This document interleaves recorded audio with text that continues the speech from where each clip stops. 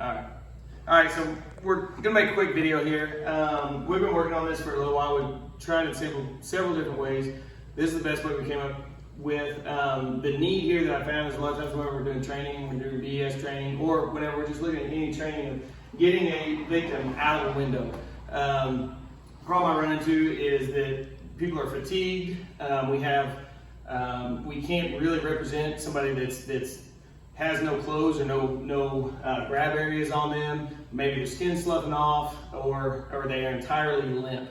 And so we have a hard time recreating that in training to really produce an accurate product of what it would be like to get somebody out of a window. So, and this is where I see a lot of guys fail, and this is where I struggle the most too. A lot of times getting somebody rolled, especially somebody big and limp, getting them rolled and getting them out of the window. We've trained on it, and the best way that we've came up with so far is a way that requires no real tools, no additional stuff. All it requires is a piece of webbing, which everybody typically has, and so it's something easy, something quick.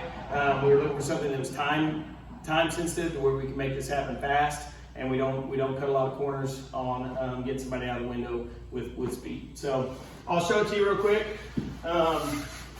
Process is about the same as you normally do. Let's cross his legs. You don't have to jam them all the way as far as you normally would. To get them rolled up out of the window, you don't have to jam them that tight. It actually helps if you leave a little bit of working space here. And so you can use any webbing that you got. This is the piece of webbing right here that I've got tied up. It doesn't have to be extremely long, but it can also be really long and it still works too. So once I get in here, I'm gonna position him up just like we normally would. I want you to be as limp as you can be here. And so now, he's gonna go ahead and call for the side. And we're gonna go ahead and get those hands up, right? So we gotta have him just enough to get those hands up. This guy's gonna support him best he can. You don't have to leave him over there. So, and now I'm gonna take this webbing and I'm gonna wrap around and I'm gonna feed the webbing down between his legs like this. So I get a bunch of webbing down there, right? That's a big pull area for me to be able to get. So I am stronger with my right hand. So I'm gonna feed it, for me, I'm gonna feed it from my left side all the way around to my right hand.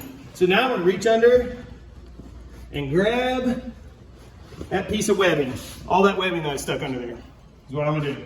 So now I've got like this. Now my job next is to shimmy this under his butt cheek real quick, like this. And now I've got it shimmied square under his butt. And you can see how that is. And if you got a big piece of webbing, you can just keep wrapping your hands until it gets tight.